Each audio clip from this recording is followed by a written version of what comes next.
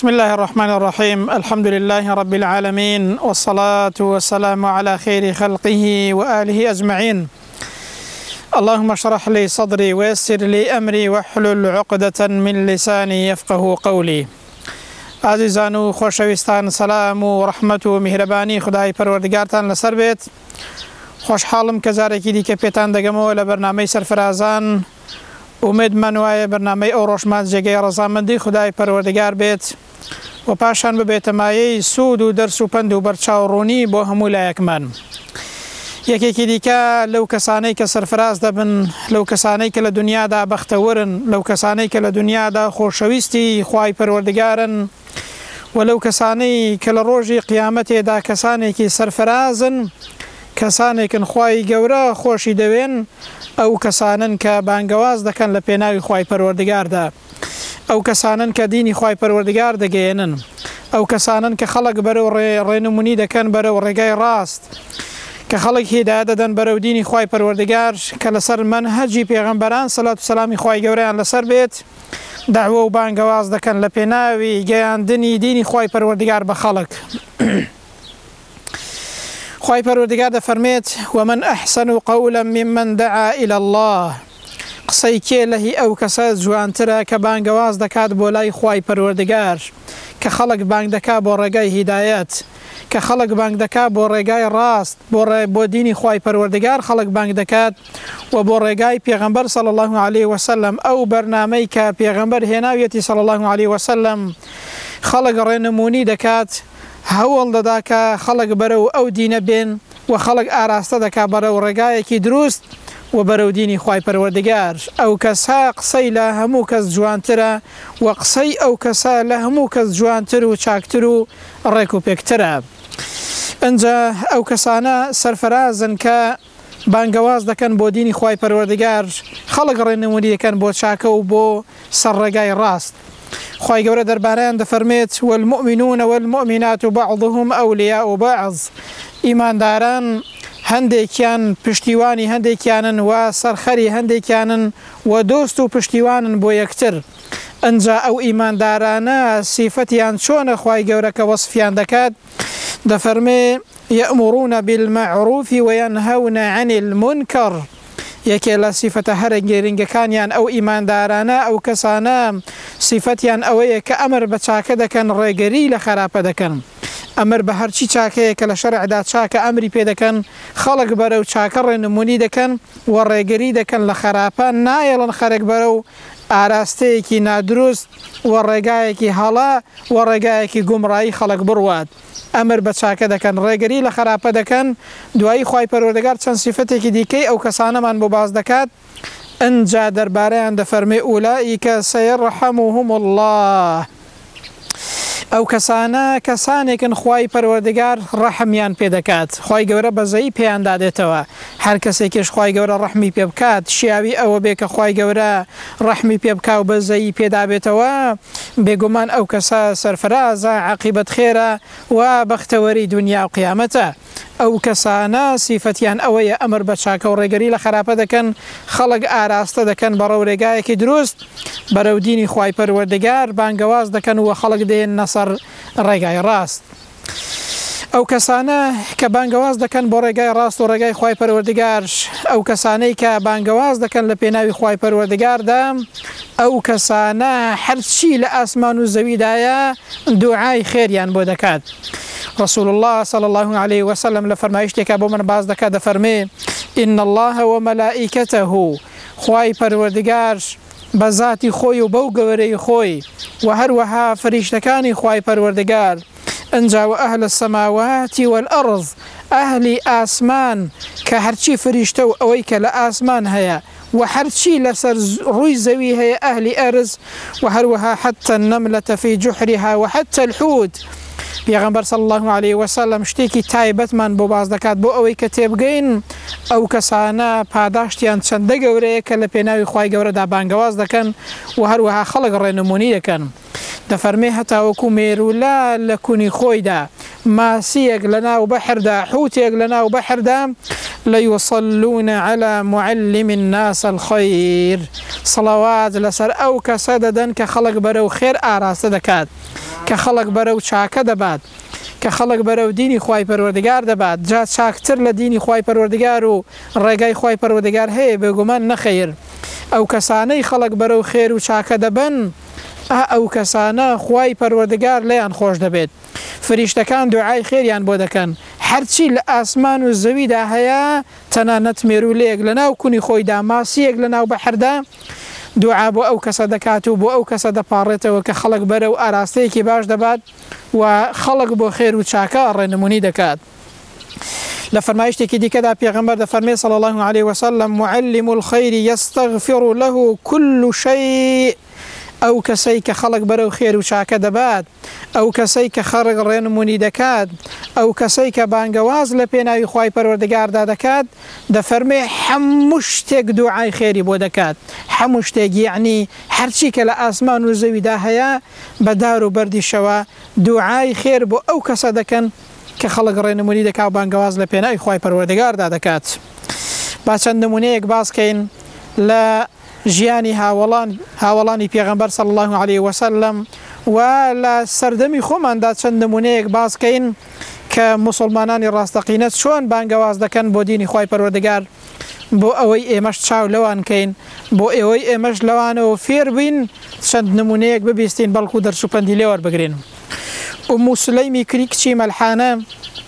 لە سەردەمی پێغەمبەردا صلی الله عليه وسلم کاتێک کە پیاوەکەی و مێردەکەی دەمرێت پیاوێکی دیکە دێتە داوای ناوی ئەبوو تەڵحەیە بەڵام هێشتا ئیمانی نەهێناوە داوای ئەو ئافرەتە داوای ئومو سولەیم دەکات ئومو سولەیمیش پێی دەڵێت داوای تۆ ڕەت ناکرێتەوە بەڵام هێشتا تۆ موشریکیت ئایا دەگونجێ پیاوێکی وەکو تۆ چاکۆڕێک و پێک بت بپەرستێ شتێک بپەرستێ کە گیانی لەبەردانیە و کە هیچ سود و قازانجێکی بەدەست نییە ئەگەر تۆ مسلمان بی مارەیی من تەنها مسلمانەتی تۆ بێت و تەنها تۆ مسلمان بە مارەیەکەی من هەر ئەوەندە بێت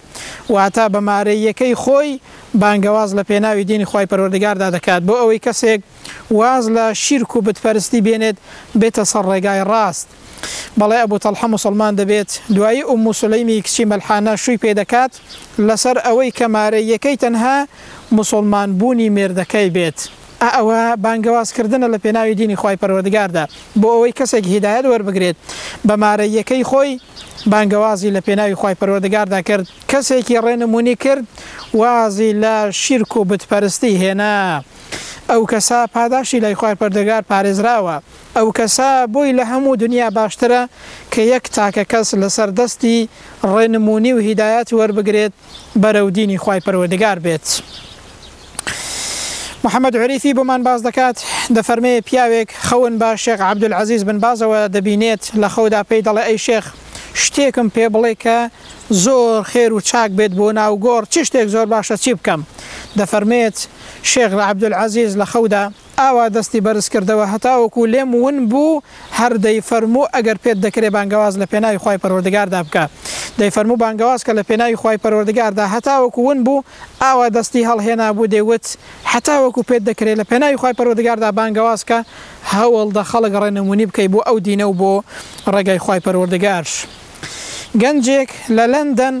لە فامیلەکەی خۆی نووسیوە لە پشتی فامیلەکەی خۆی نووسیوە ئەگەر دەتەوێت دەربارەی ئیسلام شتێک بناسی و بزانی ئەگەر دەتەوێت ئیسلام بناسی و شتێک بزانی دەربارەی ئیسلام ئەو گەنجە لەگەڵ خۆت ببەوە بۆ ماڵەوە دەڵێ ئابە و ڕێگایە 300 کەسی مسلمان کردووە گەنجێک لە تەمەنی گەنجەکانی ئێمەدا بەڵام خەمیەتی بانگەواز دەکات لە پێناوی خوای پەروەردگاردا ڕەنگە زۆر شارەزا و زاناش نەبێت بەڵام خەمی بانگەوازە لە پێناوی خوای پەروەردگاردا 300 کەسی مسلمان کردووە لە پاداشتی هەمویاندا بەشدارە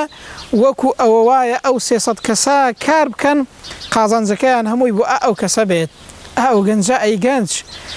ئەو دینە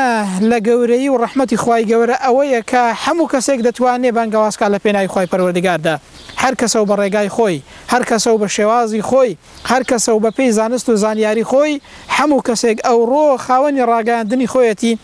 دەتوانی بانگەواز لە پێناوی دینی خوای پەروەردگار بکات لە ماڵەکەی خۆشی دانیشێت بەڵام خەڵک ڕێنمونی بکات فەرمایشتێکی خوا و فەرمایشتێکی پێغەمبەر صلی الله عليه وسلم بڵاو بکاتەوە رسول الله صلى الله عليه وسلم لفرمایشتێکدا کە متفق عليه بە ئیمامی علی دەفەرمێت ئەگەر تەنانەت یەک کەس لەسەر دەستی تۆ هیدایەت وەربگرێت یەک کەس لەسەر دەستت هیدایەت وەربگرێت دەفەرمێ بۆت لە حوشتری سوور باشترە کە ئەو کاتە حوشتری سوور زۆر بە قیمەت بووە و زۆر گران بەها بووە و لە ڕوایەتێکدا لە هەموو دنیا باشترە یەک تاکە کەس لەسەر دەستی تۆ مسلمان بێت لە حوشتری سوور باشترە وریا بە ئینسان یەک کەس ڕێنمونی بکە یەک کەس بگەڕێتەوە یەک کەس بێتە سەر ڕێگای چاک بۆ هۆی تۆوە لە هەموو خێرەکانی ئەو کەسەدا بەشداری رسول الله فەرمووی صلی الله عليه وسلم لە حوشتری سوور باشترە واتە قازانجەکەی پاداشتەکەی گەلێک زۆرە ئەی ئینسان لەبیر مەکە هەر کاتێک پێت دەکرێت خەڵک ڕێنمونی بکەی بەرەو دینی خوای پەروەردگار بەرەو ئاراستەیەکی باش تەنانەت بە یەک کەلیمەش بێت لە بیری مەکە چونکە پاداشتەکەی زۆر گەورەیە ئینسانێک نەخوێندەوار بێ دەتوانێت بانگەواز لە پێناوی خوای پەروەردگاردا بکات ئەو دینە ئەوەندە گەورەیە ئینسانێک ئەو پەڕی زانا و دانا بێت هەتاوەکو دەگاتە ئینسانێک کە لەو پەڕی نەخوێندەواریدایە دەتوانێت لە پێناوی خوای پەروەردگاردا ببێتە بانگخواز و بانگەواز کات بەڵام بەو مەرجەی خەمی بێت و دڵسۆز بێت بۆ بانگەوازی خوایی محمود میسری لە یەکێک لە کتێبەکانی خۆیدا بۆمان باز دەکات دەفەرمێ پیاوێکی نەخوێندەوار هەبوو ڕۆژێکیان ئەو فەرمایشتە لە مامۆستایەک و لە بانگخوازێک دەبیستێت کە پێغەمبەر دەفەرمێ صلی الله عليه وسلم کەلیمەتانی خەفیفەتانی على اللسان دوو کەلیمە هەیە لەسەر زمانی ئینسان زۆر بە ئاسانی دەوترێت ئەنجا ثەقیلەتانی فی المیزان بەڵام لە تەرازووی خوای پەروەردگاردا لە ڕۆژی قیامەتێدا ئەو دوو کەلیمەیە قورساییان گەلێک زۆرە حەبیبەتانی إلى الرحمن لەبیر نەکەی ئەی مسلمان ئەو دوو کەلیمەیە رسول الله دەفەرمێت لە لای خوای پەروەردگار زۆر خۆشەویستن كامنا أودو كلمة سبحان الله وبحمده سبحان الله العظيم أو ذكرى للا إخوائي پروردگار زور خوشويسته لترازو دا زور قرصة دەی لەسەر زمانیش زۆر بە ئاسانی دەوترێت سبحان الله وبحمده سبحان الله العظيم دەتوانی ڕۆژێ بەلانی کەمەوە 100 جار ئەو زیکرەیە بڵێ لە لای خوای پەروەردگار زۆر خۆشەویستە و لە تەرازوشدا قورسایی گەلێک زۆرە دەفەرمێ ئەو پیاوان نەخوێندەوار بۆ ئەو فەرمایشتە دەبیستێت ئەو فەرمایشتەی لەبێر دەکات ئەنجا کاتێک ئەو فەرمایشتە لەبەر دەکات دەچێتە هەر شوێنێک لە بازار لە دوکان لە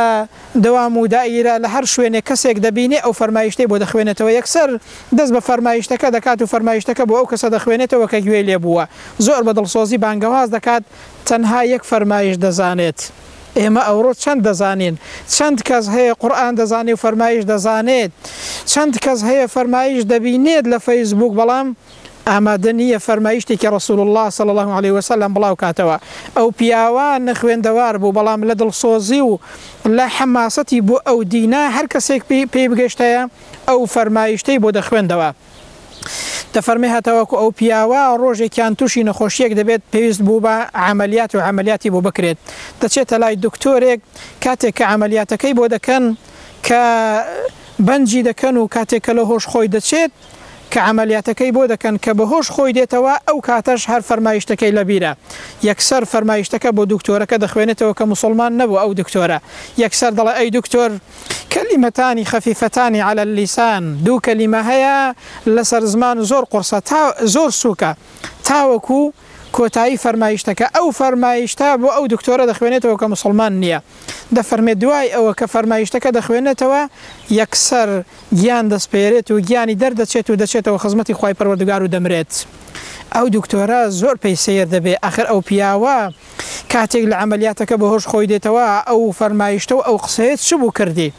دەفەرمێ دوای ئەوە ئەو دکتۆرە دەچێت لەو فەرمایشتە دەکۆڵێتەوە بەهۆی ئەو فەرمایشتە و بانگەوازی ئەو کەسە نەخوێندەوارە مسلمان دەبێت دوای ئەوەی کە لەو فەرمایشتە دەکۆڵێتەوە دەزانێت کە ئەوە فەرمایشتی پێغەمبەرە صلی الله عليه وسلم لە ئیسلام دەکۆڵێتەوە دوای ئەوە بەهۆی ئەو فەرمایشتە مسلمان دەبێت دواتر هەوڵ دەدا لە دین شارەزا دەبێت بە یەکێک لە کەسانی بانگخواز لە سەردەستی ئینسانێکی نەخوێندەوار دکتۆرێک مسلمان دەبێت دوای ئەو دکتۆرەش دەبێتە بانگخواز ئەو پیاوە نەخوێندەوار بوو بە یەک فەرمایشت کە دەیزانی بانگەوازی کرد بەڵام دکتۆرێکی زانا مسلمان بوو دوایی بانگخوازێکی لێ دەرچوو دەی ئەو پیاوە کە نەخوێندەوارە لە پاداشتی ئەو کەسەدا بەشدارە هەرچی کە بیکات چەندە پاداشتی بۆ خۆی هەیە ئەوەندەش پاداشتی بۆ ئەو کەسە هەیە کە لە سەردەستی مسلمان بووە دەی ئێمە ئەوڕۆ زۆر دەزانین ئەگەر خەممان دینی خوای پەروەردگار بێت ئەوە سەرنجام و پاداشتی ئەو کەسانەیە کە لە پێناوی خوای پەروەردگاردا بانگەواز دەکەن. ئیمامی عومەر ڕەزا و ڕەحمەتی خوای پەروەردگاری لێ بێت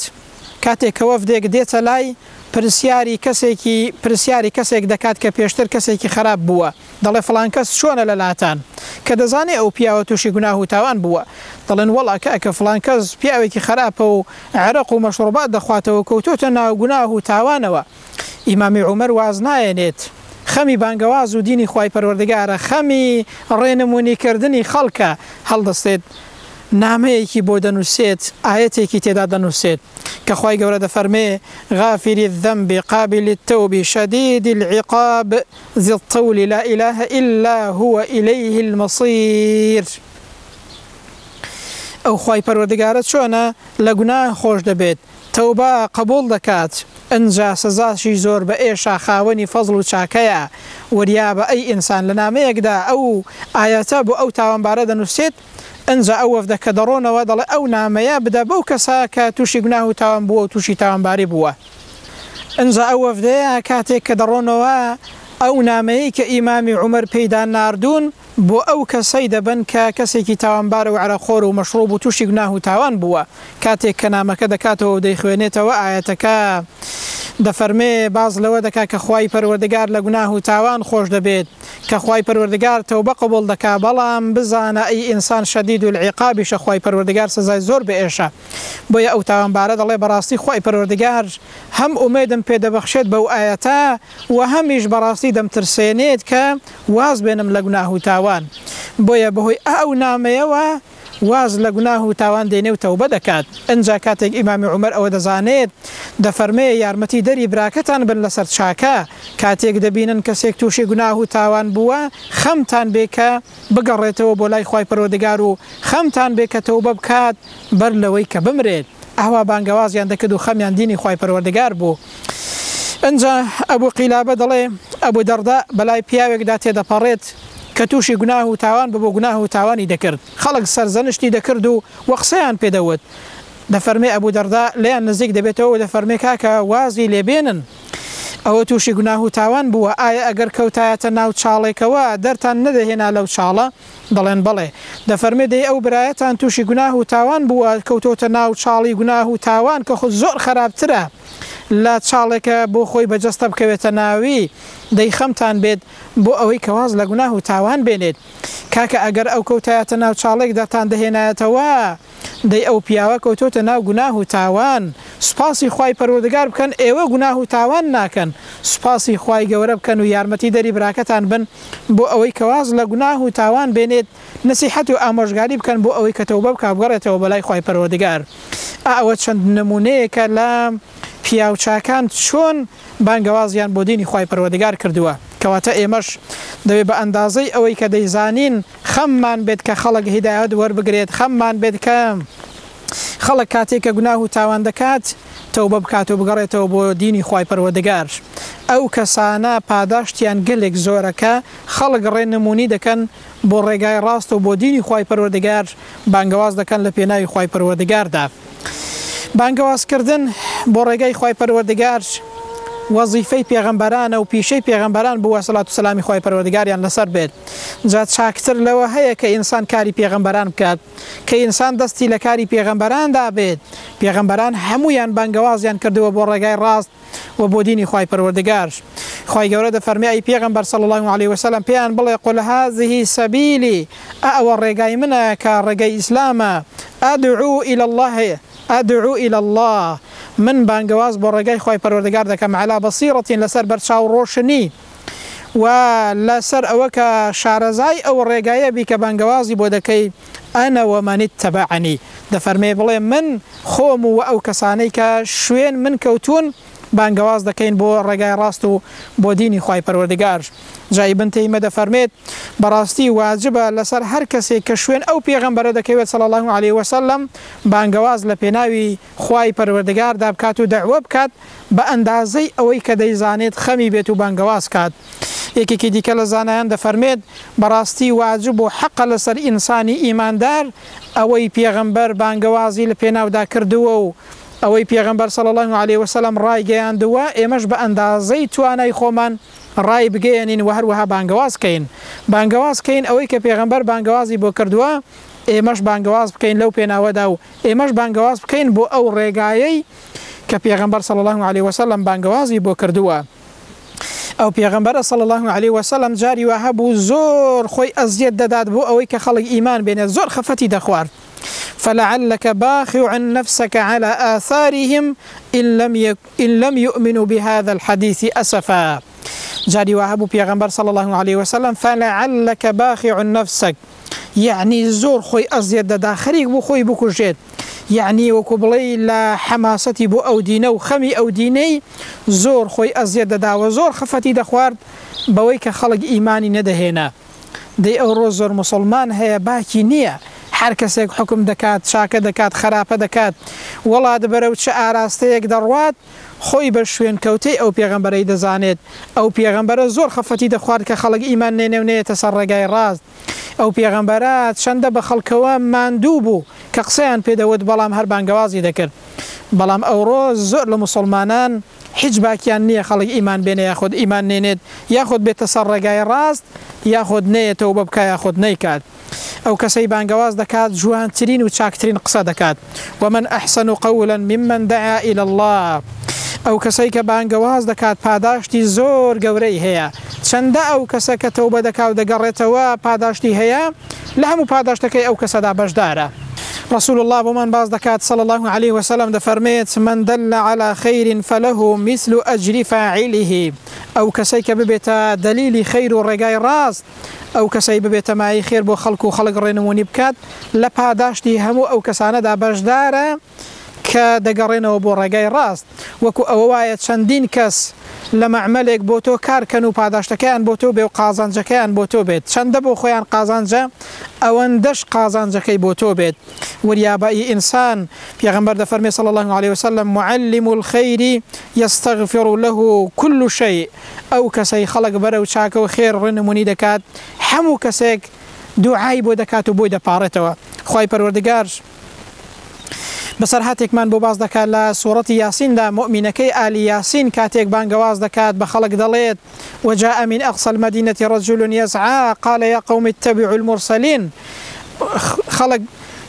هان دەدات بۆ ئەوەی کە ئیمان بەو پێغەمبەرانە بێنن کە خوای گەورە بۆیان دەنێرێت. کاتێک کە خەڵکەکە ئیمان نایەنێت هێرشی دەکەنە سەرێ و ئەو کەسە دەکوژن. خوای گەورە دواتر ئەو کەسە دەباتە بەهەشتەوە. لەناو بەهەشتدا دەفەرمێت قال يا ليت قومي يعلمون خۆزگە گەلەکەم بیان زانیە بما غفر لي ربي وجعلني من المكرمين. بەوەی کە خوای پەروەردگار چۆن ئەمنی خستۆتە ناو بەهەشتەوە و چۆن ڕێزی لە من گرتووە لە ناو بەهەشتیشدا بانگەوازی دەکرد بۆ ئەوەی کە خەڵک بزانێت ئەو کەسات چەندە خوای گەورە پاداشتی پێداوە. کۆتا هەمین فەرمایشت کە بیخوێنینەوە ئەوەیە کە پێغەمبەر صلی الله عليه وسلم دوعای خێری کردووە بۆ هەر کەسێک کە بانگەواز دەکات و فەرمایشتێک دەگەیەنێت. پێغەمبەر دەفەرمێ نظر الله امرأ سمع منا حديثا فحفظه حتى يبلغه. ڕووی ئەو کەسە جوان و ڕێک و پێک و درەوشاوە بێت کە فەرمایشتێک دەبیستێت فەرمایشتێکی پێغەمبەر صلی الله عليه وسلم ئەو فەرمایشتە لەبەر دەکا و لێی تێدەگات دواتر دەیگەیەنێت بە خەڵک بە هەر ڕێگایەک هەبێت. پێغەمبەر صلی الله عليه وسلم دوعای ڕووسپی و ڕوودرەوشاوەیی بۆ کردووە. ئەی ئەو کەسێک کە دەتەوێت لەلای خوای پەروەردگار ڕووسپی بێت، سەرفراز بێت، عاقبەت خێر بیت، دەی بانگەواز کە فەرمایشتێک بگەێنە، ئاەتێکی خوای گەورە بگەێنە. پێغەمبەر صلی الله عليه وسلم دوعای خێر بۆ ئەو کەسە دەکات کە تەنها یەک فەرمایش دەگەێنێت. خوای پەروەردگار بە لوتف و کەڕەمی خۆی مکەڕەممان کات و ڕێزدارمان کات بەوەی کە بتوانین بە هەر شێوازێک پێمان دەکرێت خزمەتی ئەو دینە پیرۆزە بکەین، بانگەوازکەین لە پێناوی دینی خوای پەروەردگاردا. خوای گەورە وامان لێ بکات کە بتوانین بانگەواز لە پێناوی دینی خوای پەروەردگاردا بکەین. خوای گەورە لە پاداشتی بانگەواز و بانگەوازکاران بێبەشمان نەکات. خوای پەروەردگار سەرفراز و عاقبەت خێری دنیا و قیامەتمان بکات. آمين. وصلى الله على محمد وعلى آله وصحبه أجمعين. والسلام عليكم ورحمة الله وبركاته.